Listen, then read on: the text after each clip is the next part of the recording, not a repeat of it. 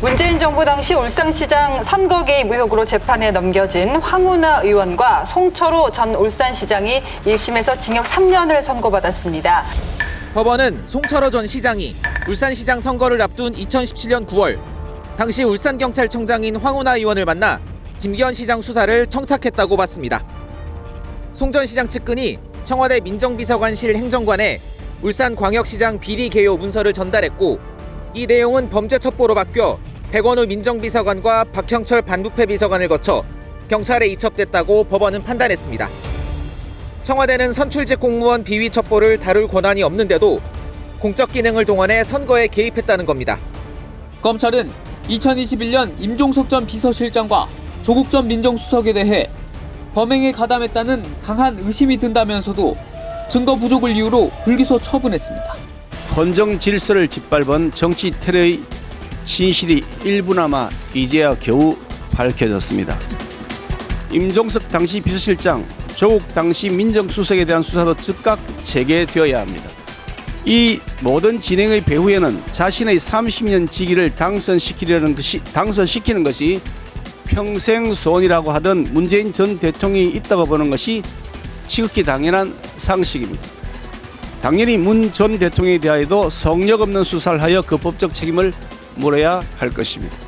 김기현 당시 시장의 비서실장의 비위 제보와 첩보를 보고받은 백원우 비서관이 반부패로 넘겼고 반부패는 그냥 그걸 해당 경찰청 특수수사과로 이첩한 이게 다예요. 이번 재판 과정에서도 이 과정에서 무슨 기획이 있었거나 공모가 있었다는 건 하나도 드러난 게 없습니다. 그런데 법원은 그 행위 자체가 직권남용이라고 봤습니다. 저는 이것은 앞으로 법원의 판단을 2번, 3번 받아봐야 될 문제 같아요. 그런데 이거를 김기현 대표께서 무슨 문재인 대통령까지 거론하면서 조직적으로 개입했다가 드러났다. 너무 본인을 좀 대단하게 생각하시는 거 아닌가요? 검찰의 공소 제기 후 3년 10개월 만에 나온 결과였는데요. 이 파장은 어떻게 예상하십니까? 저거는 민주주의 시스템을 공격한 거거든요. 우리나라 헌법이다라는 게 헌법 전문에 뭐라고 했습니까? 4.19 혁명 얘기가 나왔거든요. 네.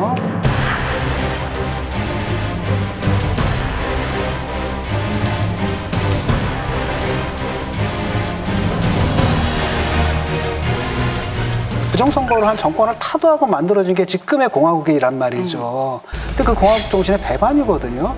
저거 지금 3년 나왔다라는 게 사실 굉장히 적게 나온 겁니다. 더 가담했을 거예요. 아마 윗선까지 올라가지도 않았으니까.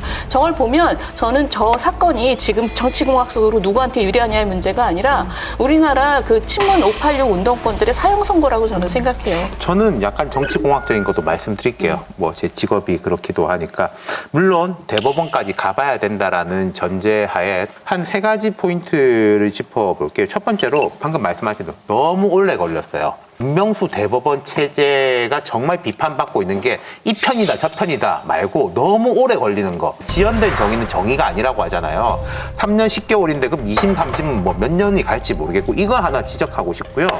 그럼 두 번째로는 이 정부 여당이 잘못하는 거 많죠. 그리고 이제 윤석열 대통령이 이제 당무 개입하고 뭐 그거 가지고 조국 전 장관이 얼마 전에 뭐 탄핵감이다 그런 이야기까지 했는데 거기에 비하면은 이 사건은 경우가 완전히 다른 커다란 것이다. 여기에 대한 정치적 책임을 어떻게 질 것이냐 민주당이. 세 번째는 황운하 의원 지금 억울하다고 하고 2심, 3심 가겠다고 하겠죠. 이분 공천 신청할 거예요. 그럼 민주당은 이 경우에 대해서 정당한 판결로 받을 것이냐 아니면은 뭐 윤석열 정부와 보수 언론이 밀어붙여가지고 법원이 굴복했다라는 식의 프레임을 짤 거냐. 이건 민주당 선거에 있어가지고 되게 중요한 포인트가 될 겁니다. 근데 저는 이제 이런 이재명 대표의 사법 리스크에 더해져서 이제 민주당이 정당이 아니라 대형 로펌이 될 것 같아요. 저 사건들을 좀 대응해야 되기 때문에 이제 작년에 다 아시겠지만 소위 말하는 검수완박 법안에 대한 그 부분을 제가 굉장히 얘기를 했어요. 근데 그런 말씀하다 이거 만약에 안 하면 다 감옥 간다라는 거죠. 그 중에 한 분이에요. 감옥 간다고.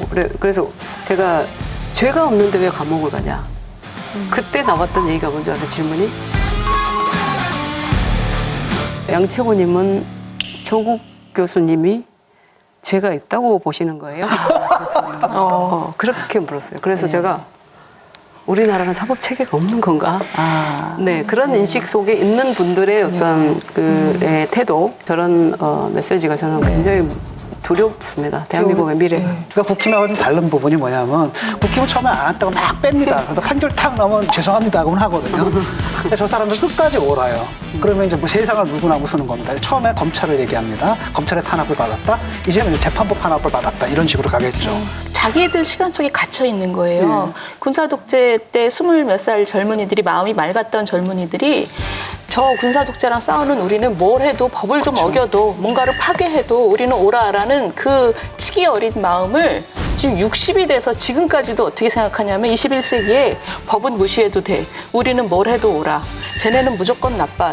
다른 국민들은 이미 세상이 변하고 발전하면서 국민들은 나도 잘못하면 벌 받아야 돼. 이게 우리 국민의 규범이 된 지 오랜데 저 사람들은 아직 옛날 속에 살고 있는 거예요. 지금 계속 신기하게 생각하고 있는 게 있어요. 이게 진중권 교수님 이제 운동권 출신이고 또 네. 진보적 활동 쭉 하셨고 저도 뭐 학생 운동 언저리 있었는데 그 민주당에 이제 오래된 사람들하고 이야기해 보면은 네.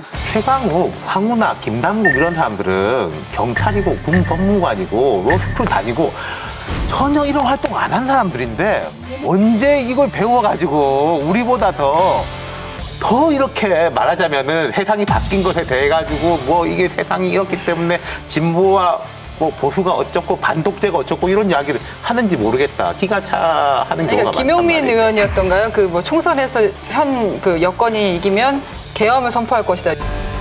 이렇게 쓰셨잖아요. 22대 총선에서 조금만 여당에게 유리한 결과가 나와도 계엄을 선포하고 독재를 강화하려고 할 것입니다.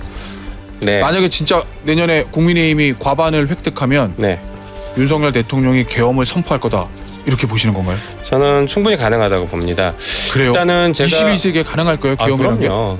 당연히 가능하죠. 잠깐만 21세기에 예. 검찰 독재가 가능할 거라고 생각했겠습니까? 총선에서 이기면 왜 계엄령을 해? 왜 기업령 때려? 그러니까 그게 왜냐면 영화를 보고 흥분한 건데 왜냐면 애들이 이제 스파이더맨 영화 보면 우리는 나와서 잊어버리는데 애들은 스파이더맨 영화 딱 보잖아. 밖에 나가서 막 붙어요 벽에. 그거예요 지금. 영화 보고 국민들이 저 재밌어하고 흥분해하니까 그런 정서에 편승해 갖고 벽에 붙고 있는 거죠. 지금 막 계엄령 얘기하면 사람들이 영화를 봤을 때 느낌을 가지고 같이 분노해 줄 거야 그러는데 우리나라 국민들이 그렇게 바보는 아니죠. 아니 근데 그 황운하 씨하고 마찬가지로 임종석 씨도 지금 뭐 출마하려고 발구른다는 소문이 있잖아요. 개인적 문제 좀 여쭤보겠습니다. 총선 출마하시는 거죠? 현재는 총선에 출마하려고 마음은 굳혔습니다. 결심은 했고. 그래도 뭐를 갖춰가던 여러 가지 민주주의 제도를 다 호퇴하고 있고 네. 눈만 뜨면 압수수색 진행되고 있고 내년 총선은 압도적으로 전 윤석열 정권을 심판하자는 분위기에서 치러질 거라고 거의 확신합니다. 지금 이렇게 도의적인 책임이라도 정말 무겁게 져야 되는 사람이 만약에 또 총선에 나와서 뭐 저 지난 정권을 옹호하고 자기가 잘났다고 얘기를 하기 시작하면 정말 이 그 나라가 원칙이라고는 하나도 없는 그런 나라가 되는 거죠. 그러니까 김기현 대표도 저런 발언하면 안 돼요. 왜냐면은 지금 이 정권 들어와서 할 줄 아는 건 수사하고 감사하고 국정조사밖에 없느냐 그러는데 또 수사하라고. 정말 수사가 이루어진다면 국민들 진짜 짜증이 나거든요. 그래서 저런 얘기 좀 안 했으면 좋겠습니다. 다만 이제 문제는 뭐냐면 책임지고 윤리적으로 도의적으로 사과를 해야 되지 않느냐. 이 정도의 비판이 족하다고 봐요. 국민들이 심판하실 것이다. 예컨대 그렇죠. 총선에서. 우리가 심판할 테니까 내버려둬라. 네. 여야가 모두 총선 채비를 서두르고 있지만 더불어민주당의 분위기는 심상치 않습니다. 이낙연 전 더불어민주당 대표가 이재명 대표를 향해 작심 비판을 하며 전격 등판했는데요. 지금은 리더십과 강성 지지자들의 영향으로 그 면역 체계가 무너졌습니다. 그 결과로 민주당은 도덕적 감수성이 무디어지고 국민의 마음에 둔해졌습니다. 정책이나 비전을 내놓는 활동이 미약해졌고 어쩌다 내놓아도 사법 문제에 가려지곤 합니다. 당내 민주주의가 거의 질식하고 있습니다. 당장 일주일에 몇 번씩 며칠씩 법원에 가는데 이 일을 어떡할까 이런 상태로 총선을 치를 수 있을까 하는 걱정은 당연히 함직하지요. 의원들이 왜 입을 닫고 있다고 보십니까? 공천 문제라든가 또는 강성 지지자들로부터 혼날까 봐 그런 것도 있을 테고요.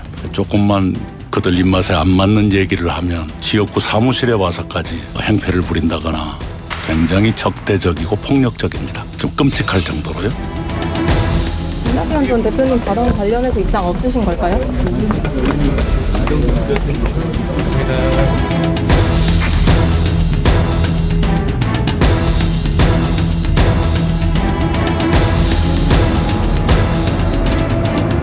달라진 이낙연 전 대표의 발언 어떻게 보셨습니까?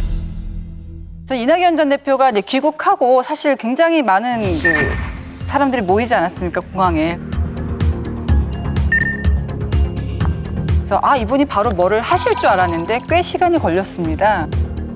이게 제가 알기로는 영장실질심사 그 과정이 있었지 않습니까? 그 직후에. 그때는 어떤 이야기를 하기도 좀 힘들다. 뭐 이걸 잘한다고 할 수도 없고 못한다고 할 수도 없고 그렇기 때문에 이낙연 전 대표 입장에서는 그 숙성기랄까 휴지기를 가진 걸로 알고 있는데 이제는 많이 들린 이야기가 이제 뭐든 한다. 그러니까 이게 지금 나온 이야기가 뭐 신당 설까지도 나오고 그러지 않습니까? 뭐 신당이 최대치일 것이고 아니면은 비주류로서의 목소리를 명확하게 내고 어떤 이제 구심점 역할을 하겠다. 그게 이제 최소치겠죠. 이낙연 전 대표의 이런 거하고 더불어서 주목을 받는 게 이른바 민주당에서 삼총리라고 부르는 분들이 있거든요. 이낙연, 김부겸, 정세균. 이분들이 다 약간 컬러가 조금 중도적이고 이재명 대표하고 스타일이 많이 다르고 전통적인 민주당을 상징하는 분들이잖아요. 근데 이분들이 그간은 좀 입을 다물고 있었고 조금씩 뭔가 움직일 것 같아요.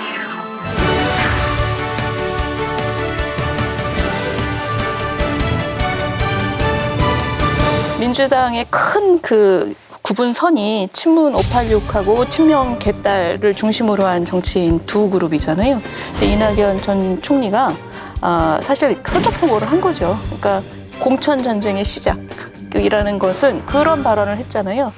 전후의 시체를 밟고 응원가를 불러줄 수는 없다. 그 얘기는 우리 쪽 사람 정말 학살하면 나는 당신들을 도와줄 생각도 없지만 적대적으로 돌아서겠다라는 거잖아요. 그 얘기는 자기들 그 사람들, 자기들 친문들의 세력으로서 자기가 뒷배로서 그 뒤에 버티겠다 이런 얘기잖아요. 그래서 저 당은 지금 뭐 이재명 대표가 지금 공천권을 이제 행사하기 시작하는 그런 단계인 것 같은데 저기도 이제 뭐 싸움이 예정돼 있는 거죠. 여러분, 여기를 눌러서 구독을 해주시면 강적들 컨텐츠를 빠르게 만나보실 수가 있습니다. 알람 설정도 잊지 말아주세요.